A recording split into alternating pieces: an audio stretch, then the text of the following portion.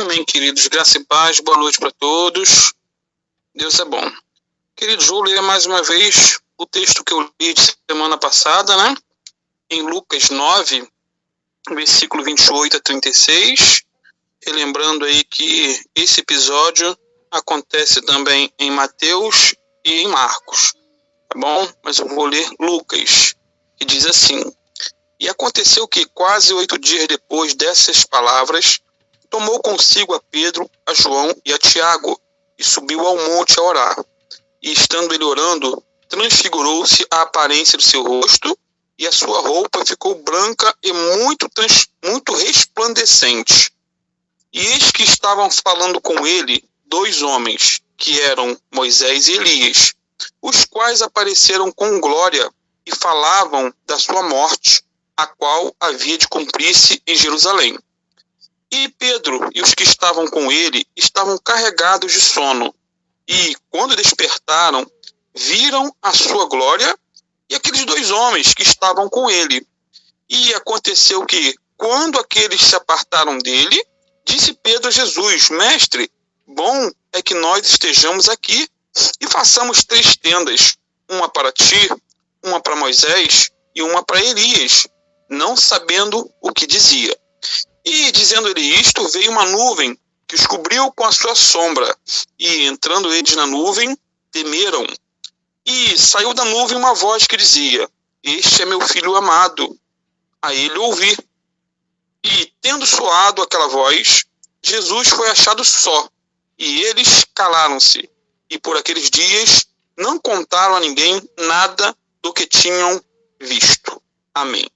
Queridos, na semana passada, nós analisamos um pouco a transfiguração do Senhor Jesus no monte, né? Ali foi um vislumbre da glória de Deus na face de Jesus. A Bíblia diz que Jesus transfigurou-se diante de Pedro, Tiago, João. Diz que seu rosto, né, brilhou como o sol e as suas vestes ficaram reluzentes. Né? E Marcos ou Mateus diz que ficaram tão brancas como nenhum lavandeiro na terra as poderia deixar. E foi nesse momento por demais glorioso, queridos, que Moisés e Elias aparecem e conversam com Jesus. Alguém já disse que esse foi o maior congresso bíblico já realizado aqui na Terra. O maior congresso. Mesmo se não considerarmos a grande glória ali envolvida, por certo, vemos aqui, queridos, os palestrantes mais eminentes da história. Por exemplo, Moisés, representante da lei, Elias, representante dos profetas, e Jesus, que veio cumprir tanto a lei como os profetas. Veja bem, amados, Moisés e Elias, eles já haviam deixado essa terra há muito tempo. Moisés, há pelo menos 1.500 anos antes de Jesus, antes do episódio aqui da transfiguração. Elias já havia deixado essa terra há pelo menos 900 anos. Em relação a Moisés, a Bíblia diz que o próprio Deus o enterrou, o sepultou, e ninguém sabe até hoje aonde é o local. É lá em Deuteronômio 34, versículos 5 e 6, diz assim: Assim morreu ali Moisés, servo do Senhor, na terra de Moabe, conforme a palavra do Senhor, e o sepultou num vale, ou seja, Deus o sepultou, na terra de Moabe, em frente de Bet-peor. E ninguém sabe até o dia, não soube até hoje o lugar da sua sepultura. Então, é um mistério, ninguém sabe. Lá em Judas, versículo 9, fala de uma disputa entre o diabo e o arcanjo Miguel a respeito do corpo de Moisés. Ali, pelo meu entender, não fala de ressurreição. Moisés não ressuscitou, ele foi sepultado. E quanto a Elias, a Bíblia diz que ele foi levado para o céu numa carruagem de fogo. Ele não provou a morte. Lá em 2 Reis 2:11, diz assim: E sucedeu que, indo eles andando e falando, aqui Eliseu com Elias, eis que um carro de fogo, com cavalos de fogo, os separou um do outro. e Elias subiu ao céu num redemoinho. Então, não viu a morte, como entendemos o que é a morte, né? E agora, depois de centenas de anos, os dois aparecem aqui na cena e conversam com Jesus.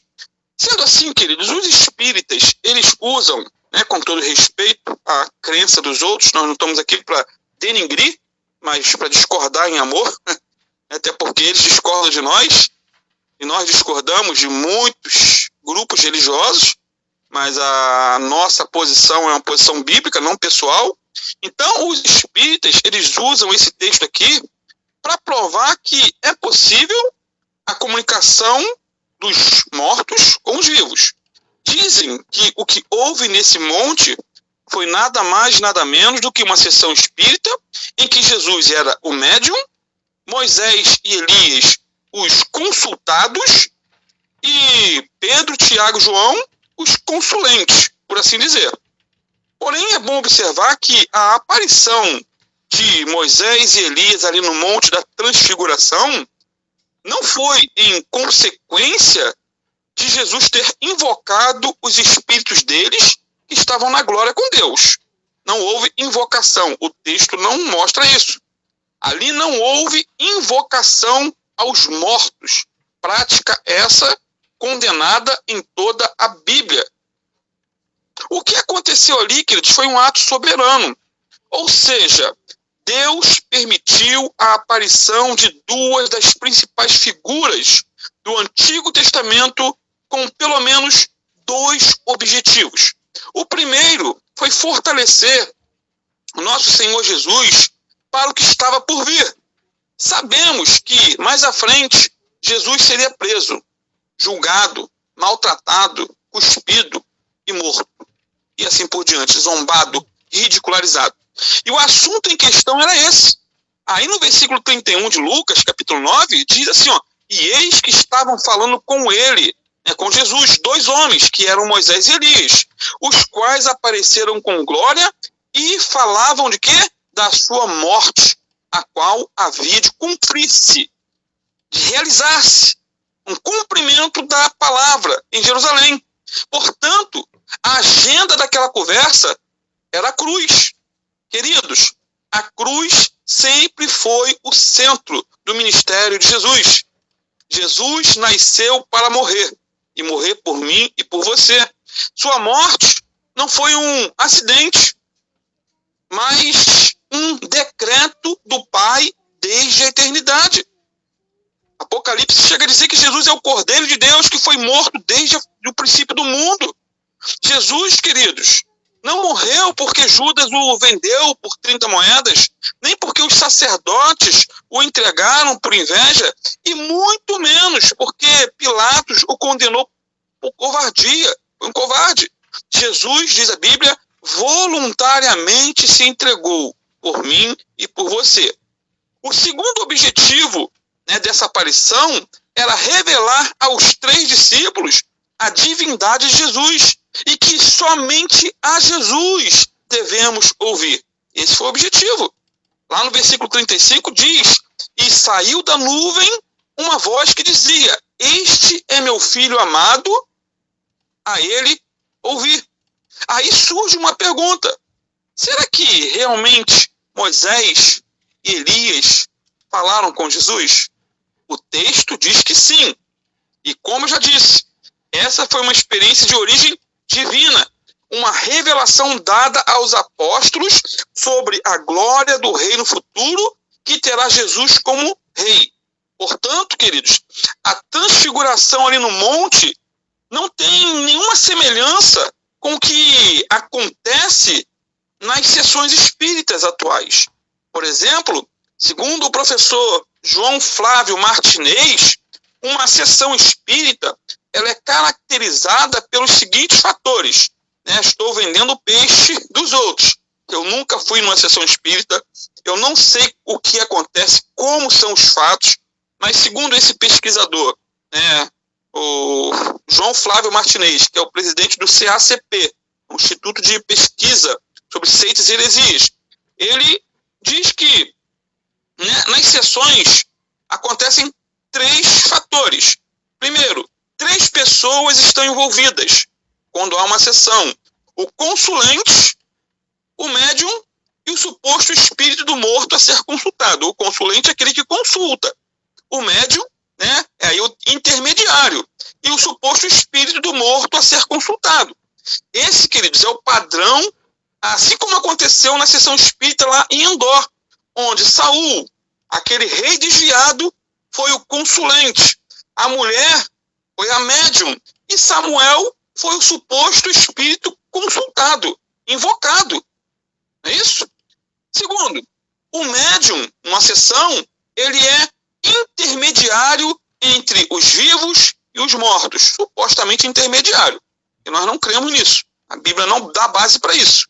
Na sessão lá de Endor, lá que estudamos aí fartamente no passado, a médium, ela invocou o espírito de Samuel, que havia morrido há pelo menos 2 anos. Ou seja, essa mulher foi uma intermediária. Ela supostamente viu e ouviu Samuel e transmitiu aquilo que supostamente viu e ouviu para Saul. Terceiro, alguma mensagem nessas sessões, elas são transmitidas aos vivos. Mais uma vez, lembra do que já tratamos em aulas passadas? A mulher lá, a médium de Endor, ela era a protagonista da cena.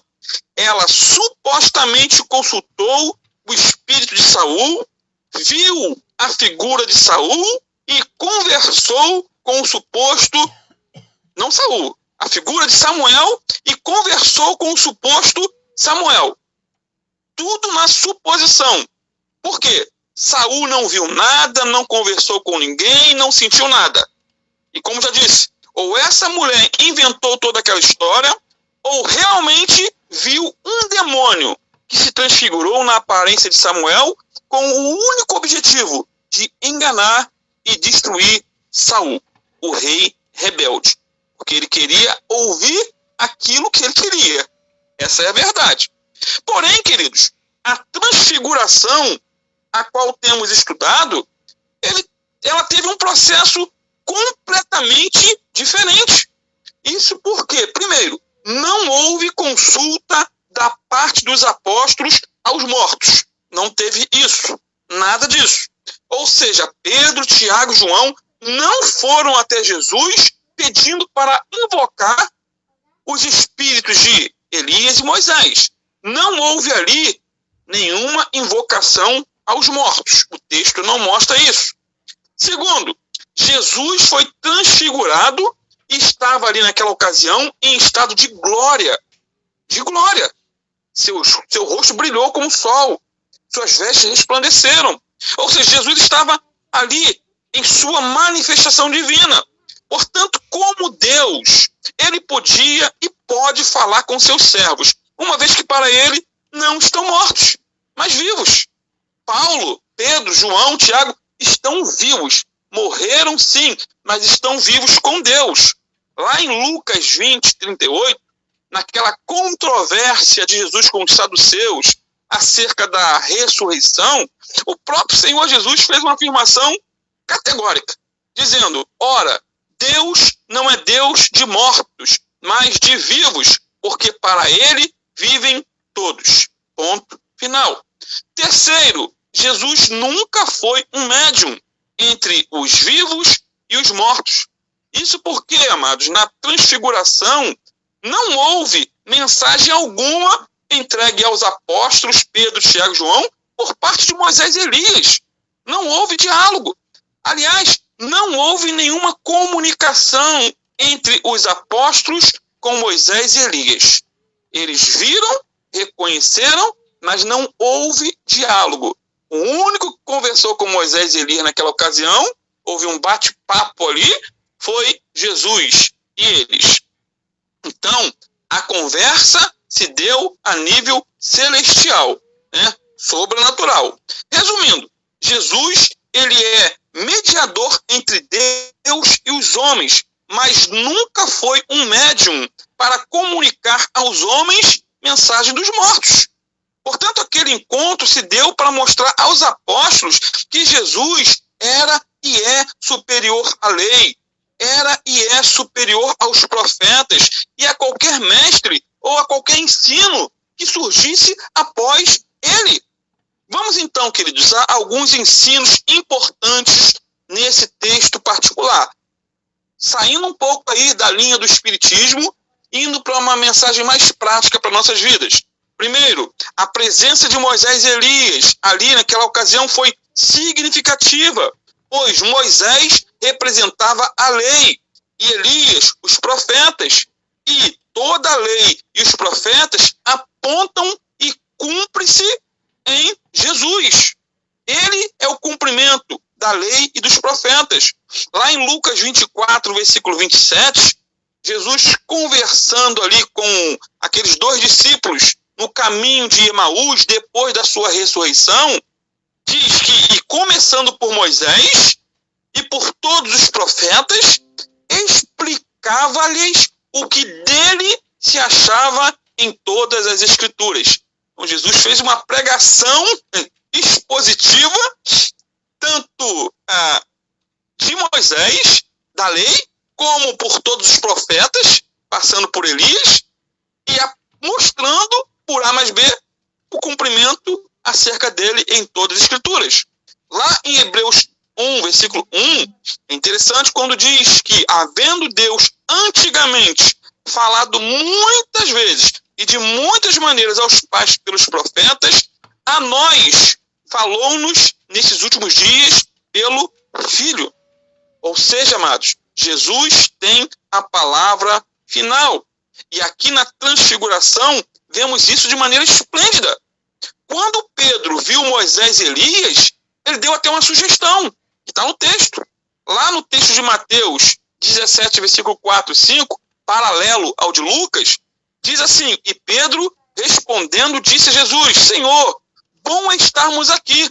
Se queres, façamos aqui 3 tabernáculos, um para ti, um para Moisés e um para Elias. E estando ele ainda a falar, eis que uma nuvem luminosa os cobriu, e da nuvem saiu uma voz que dizia: Este é meu amado filho, em quem me comprazo, escutai-o, ou a ele ouvir. Queridos, Pedro estava querendo igualar ou comparar Jesus a Moisés e Elias, como se eles estivessem no mesmo nível. Porém, Jesus é infinitamente maior que Moisés e Elias. Jesus não pode ser confundido com os homens, ainda que com os homens mais ilustres. Ele é Deus. Ele é o Criador de Moisés e Elias. A ele deve ser dada toda a nossa devoção. Nossa espiritualidade deve ser sempre cristocêntrica. A presença de Moisés e Elias naquele monte, queridos, longe de, talvez, empalidecer a divindade de Jesus, na verdade, confirmava que ele, de fato, era o Messias apontado pela lei e também pelos profetas. Foi então, diz a Bíblia, que uma nuvem de glória apareceu e uma voz saiu da nuvem, a voz divina, dizendo: Este é meu filho amado, em quem me comprazo, escutai-o.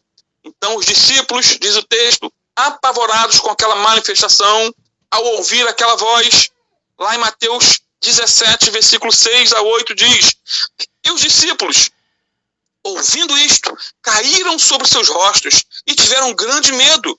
E aproximando-se Jesus, tocou-lhes e disse: Levantai-vos e não tenhais medo.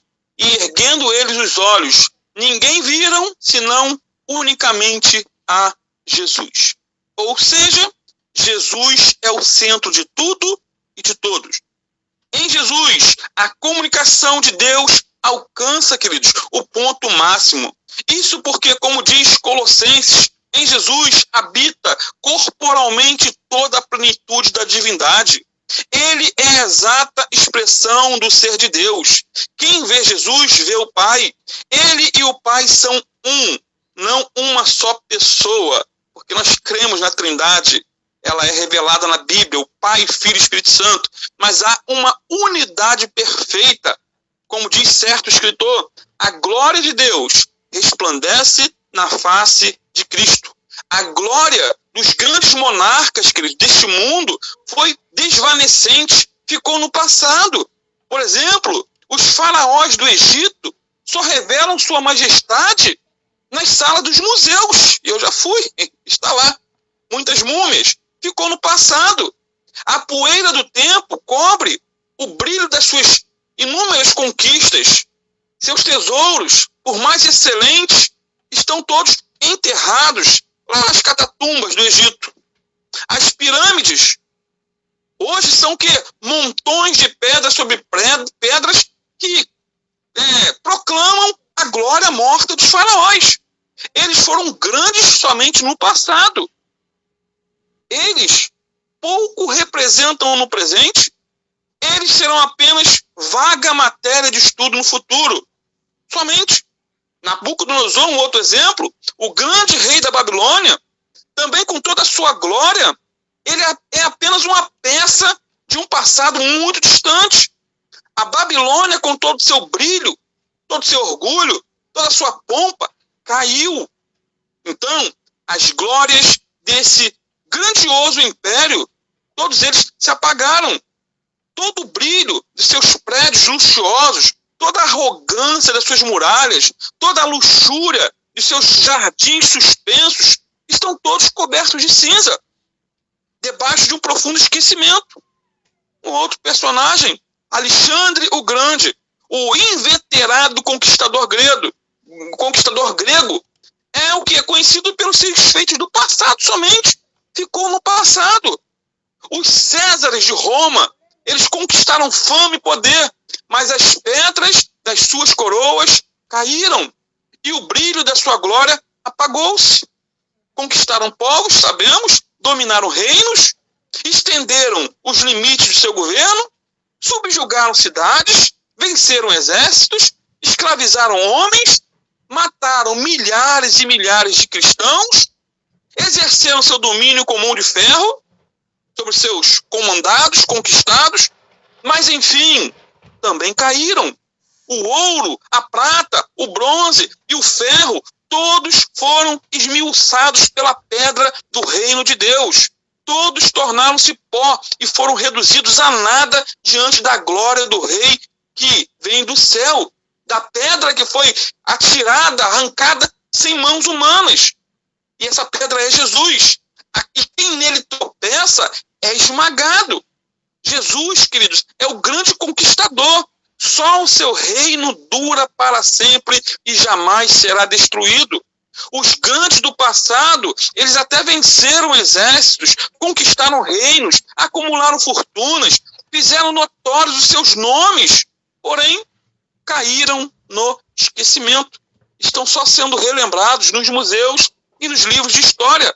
Contudo, a glória de Jesus não pode ser apagada. Ela brilha mais e mais. Ela brilhou na eternidade, antes da fundação do mundo. Ela brilhou lá na cidade de Belém, há 2000 anos. Ela brilha hoje, um brilho esplêndido, e há de brilhar sempre, pois ele é o sol da justiça, ele é a luz do mundo, ele é o soberano do universo, ele é o mais eloquente discurso de Deus, a suprema comunicação do céu.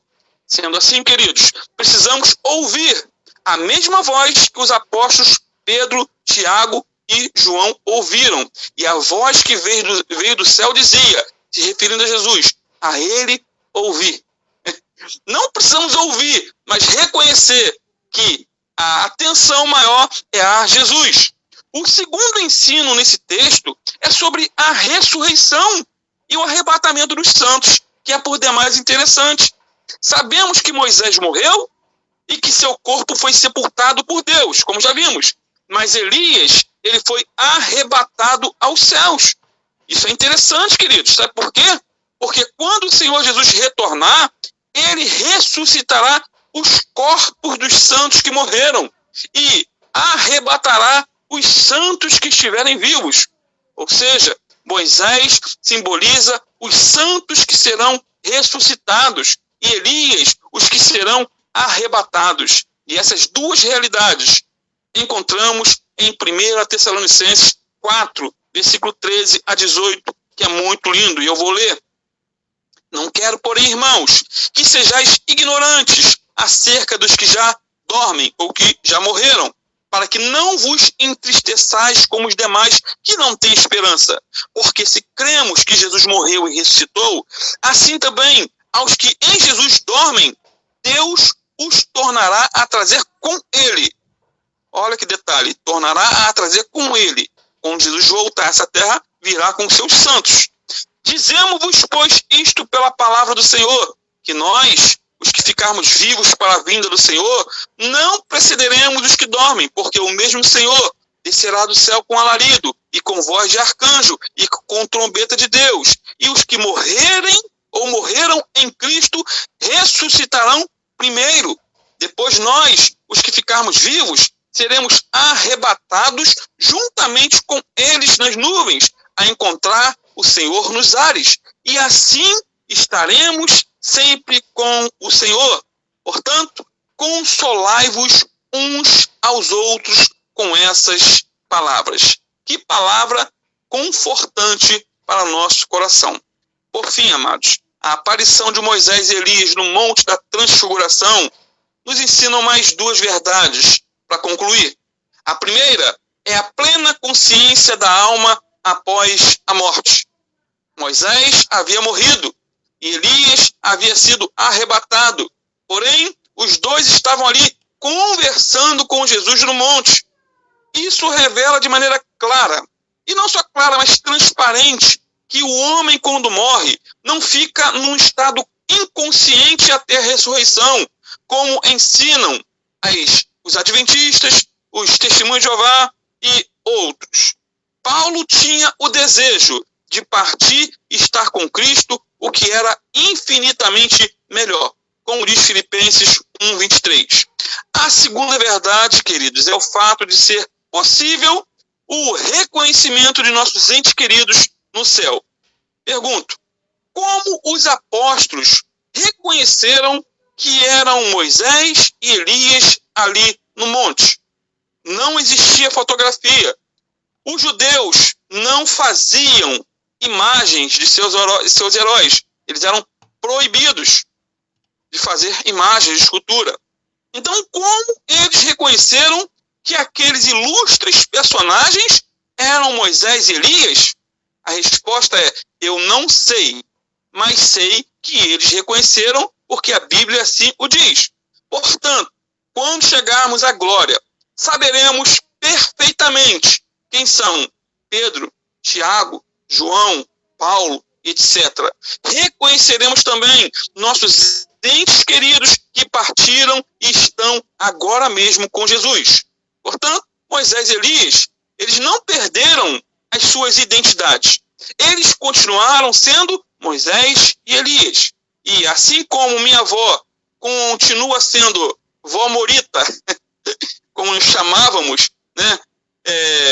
Assim como era chamada também minha sobrinha, Tamires, continuará sendo, e minha sogra Neuza, nós nos reconheceremos. Haverá como será, isso não, a Bíblia não explica, mas essa aparição e esse reconhecimento nos traz esse indício para a glória de Deus. Que isso venha confortar o nosso coração, e talvez muitos ainda sangrem ou se entristeçam pela morte de um ente querido.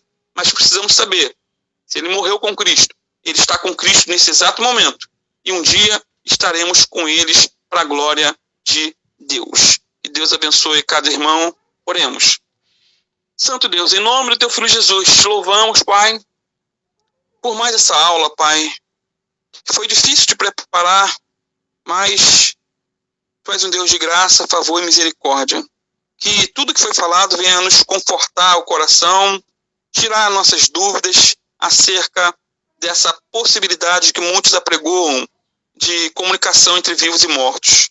Jesus estava ali, Senhor, em glória. Estava ali, Senhor, na manifestação plena da sua divindade.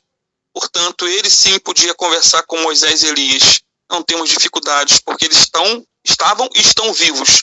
Assim como todos aqueles que partiram com Cristo estão vivos na tua presença, Pai.